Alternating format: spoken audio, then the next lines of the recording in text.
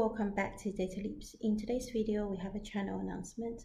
I have left Databricks and I've started Data Leaps on a full-time basis to do content creation.